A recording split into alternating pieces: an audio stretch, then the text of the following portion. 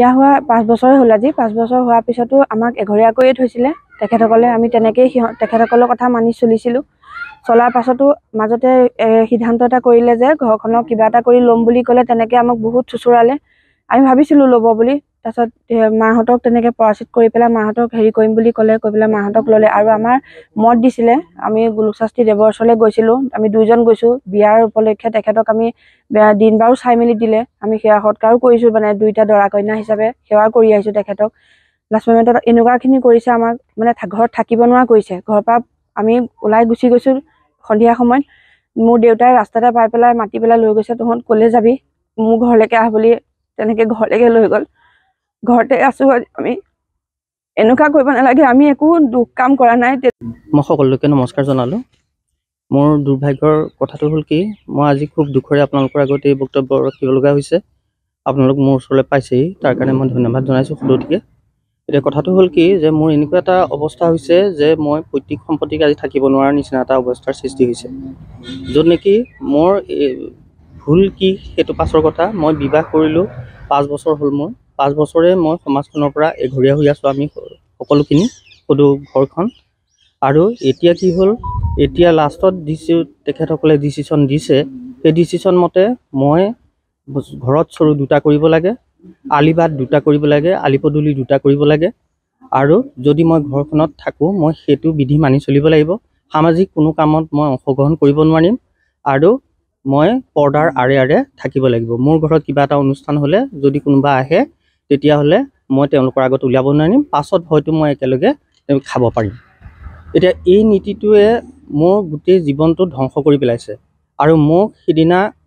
সমাজৰ আমাৰ নন্দিকেশ্বৰ ব্ৰাহ্মণ সমাজৰ শিলাবন্ধা ব্ৰাহ্মণ সমাজৰ সম্পাদক শ্ৰীযুত অপূৰ্ব ভট্টাচাৰ্যদেৱে আহি পেলাই সমাজৰ শেহতীয়া যিখিনি সিদ্ধান্ত সেই সিদ্ধান্তৰ বিষয়ে আহি অৱগত কৰে সন্ধিয়া অৱশ্যে মোক অৱগত কৰিবলৈ অহা নাই তেওঁ ঘৰখনক অৱগত কৰিবলৈ আহিছিল মই যিহেতু ঘৰখনৰ মুৰব্বী হিচাপে মা 80 বছৰীয়া বৃদ্ধ গতিকে মই ওলাই যাওঁতে তেখেতৰ কথাখিনি ক'বলৈ ক'লোঁ তেখেতে ক'লে যে আমাৰ সমাজৰ নীতি আছে নীতিমতে এনেকুৱা কাৰ্য হ'লে 3 মাহ বাহিৰত থাকিব লাগে আৰু ঘৰখনক লোৱাটো হয় আৰু বাকী অন্যান্যক লোৱা নহয় আৰু কথাটো হ'ল কি তেখেতক মই বাৰেপতি সুধিছোঁ যে তেখেতে অলপ দুধুৰ কৰি আছিল কথাখিনি কওঁতে স্পষ্টভাৱে কোৱা নাই মই 2বাৰ 3বাৰ তেওঁক কৈছোঁ যে আপুনি স্পষ্টকৈ কওক অপুদা তেখেতে কিন্তু লাষ্টত যিখিনি মানে কি বুলি ক'ম যদি যথেষ্ট দম্ভালিকতাৰে তেখেতে মোৰ ঘৰত মানে বহিবলৈও তেখেতৰ মানে সময় নাই এনেকুৱা এটা দেখুৱাই ঘৰৰ পৰা ওলাই যাবলৈ তেখেতে মোক জোৰ কৰাৰ নিচিনাই এতিয়া সেই বক্তব্যটো তেখেতৰেই নে সামাজিকভাৱে নে কেনেকুৱা ধৰণৰ মই সেইবিলাক নাজানো এতিয়া কথাটো হ'ল কি মই এজন শিক্ষক এজন সদায় সমাজৰ পথ প্ৰদৰ্শক কিন্তু আজি মোৰ এনেকুৱা এটা অৱস্থা যে মই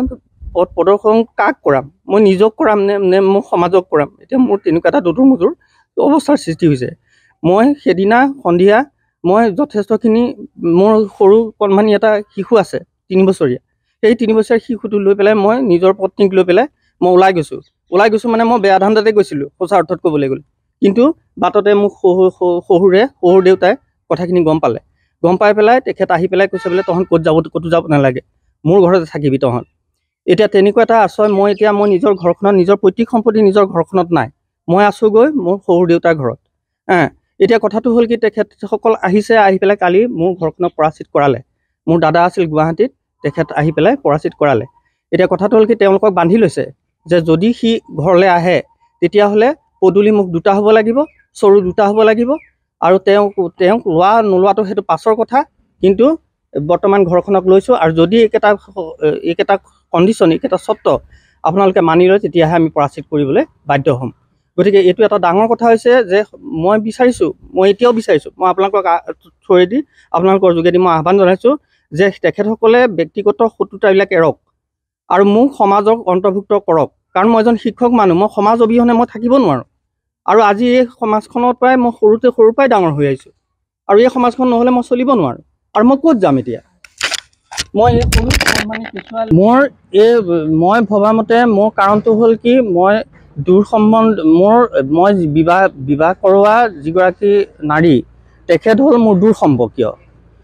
সম্পৰ্কীয় হ'ল কি মোৰ মাৰ মাকৰ ভনীয়েকৰ জীয়েকৰ জীয়েক, সেইটো হ'ল ৰিলেশ্যন। আৰু মাৰ ফালৰ যদি মই ঘৰৰ পৰা আঁতৰি গ'লোহেঁতেন, যদি মই চুৱাকটা বংশ হ'লহেঁতেন, তেখেত যদি মোৰ চুৱাকটা বংশ হ'লহেঁতেন, মই ঘৰৰ পৰা আঁতৰি গ'লোহেঁতেন। এতিয়া সামাজিক আমাৰ ব্ৰাহ্মণ সমাজৰ নীতিটো হ'ল যদি অসবৰ্ণ বিবাহ হয় তেখেতসকল আঁতৰি যায়। মই দেখিছোঁ, আমি জন্মৰ পৰা দেখিছোঁ। মই তেনেকুৱা এটা কৰা হ'লেও মই আঁতৰি গ'লোহেঁতেন। কিন্তু মই এজন দূৰ সম্পৰ্ক অকণমান আছে, কিন্তু সেই তেনেকুৱা সম্পৰ্ক নাই যে মই একেবাৰে পাপ কাম কৰিছোঁ। এতিয়া মোক তেওঁলোকে কৈছে যে পদূলিমুখ 2টা কৰিব লাগিব। এতিয়া কথাটো মই প্ৰশ্ন কৰিছোঁ, মই সমাজলৈ প্ৰশ্ন কৰিছোঁ যে বাৰু মই পদূলিমুখ 2টা কৰিম, কিন্তু মইতো এই সমাজৰ ঘৰৰ আগৰ পদূলিটোৱেদি মই অহা যোৱা কৰোঁ, কি মই সেইটো এৰিব লাগিব নেকি? এতিয়া এই নীতিটো কি হৈছে মই মানে ভাবি পোৱা নাই। আৰু মই শিক্ষক হিচাপে যথেষ্ট লজ্জিত আৰু অপমানিত হৈছোঁ, কাৰণ মই সমাজখনক শিক্ষা দিওঁ। আজি মোৰ গতিটো হৈছে এনেকুৱা। আপোনালোকে বিয়াখনৰ অনুমতি দিছিলে? বিয়াখনত অনুমতিটো হ'ল কি, মই এই বিয়াখনত শ্ৰদ্ধাৰ শাস্ত্ৰীদেৱ গোলোক শাস্ত্ৰীদেৱৰ শৰণাপন্ন হৈছিলোঁ বিয়াখনৰ ক্ষেত্ৰত। তেখেতৰ ওচৰত গৈ পেলাই যেতিয়া সুধিছোঁ, তেখেতে দিনবাৰ মোক চাই দিছিলে আৰু কৈছিল যে আমাৰ সমগোত্ৰীয় নহয় আৰু সপিণ্ড নহয়, কিন্তু এটা ৰিলেশ্যন আছে, সেই ৰিলেশ্যনটোৰ কাৰণে সামাজিক বাধা আহিব পাৰে, কিন্তু সেইবিলাক হ'ল কি, সেইবিলাক পিছত মেনেজ হ'ব আৰু সেইবিলাক আমি ওপৰত আছোঁ আৰু গাঁতত পৰাৰ পাছতহে আমাক উদ্ধাৰৰ ব্যৱস্থাটো আহে। গতিকে তহঁতে বিয়া পাত। আৰু অকল ময়ে যোৱা নাই, মোৰ শহুৰ দেউতাও গৈছে আৰু শ্ৰীযুত অনিল গোস্বামীদেৱো গৈছে আৰু তেনেকৈ আৰু যথেষ্ট মাৰ লগতো যথেষ্টখিনি কথা বতৰা পাতিছে। গতিকে তেখেতে দিনবাৰ চাই পেলাই দিছে। গতিকে আৰু এইখিনি কথা সম্পূৰ্ণ শুদ্ধ আৰু ইয়াৰ কোনো তথ্যগত প্ৰমাণ মোৰ হাতত নাই, কিন্তু যদি আপোনালোকে, মই শপত খাব পাৰিম যে মই বুঢ়া বাবাৰ মন্দিৰত ধৰি পেলাই মই শপত খাই পেলাই এই কথাখিনি কৈছোঁ, কাৰণ কোনো ধৰণৰ শপতৰ বস্তুখিনি লিখিত প্ৰমাণ মোৰ হাতত নাই। কিন্তু এটা কথা, সমাজেও মোক আজিলৈকে লিখিতভাৱে দিয়া নাই যে তোমাক মই আভিভাৱে কৈছোঁ, তোমাক মই এনেকৈ ৰাস্তা পদূলিত বেলেগকৈ কৰিবলৈ কৈছোঁ। গতিকে তাৰ লিখিত প্ৰমাণ মোৰ হাতত নাই, কাৰণ সমাজক বিচাৰিছিলোঁ মই, তেওঁলোকে নিদিয়ে। আজিকালি বোলে সেইটো নীতি নাই। গতিকে এই বিষয়বস্তুটোৱে মোক যথেষ্ট গভীৰভাৱে আঘাত কৰিছে। মোৰ মানসিক শান্তি নোহোৱা হৈছে। মই হ'লো এজন প্ৰেছাৰৰ বেমাৰ, মোৰ হাই প্ৰেছাৰ। এতিয়া মই মানে যথেষ্টখিনি শংকাত ভুগিছোঁ যে মই কেনেকৈ জীয়াই থাকিম।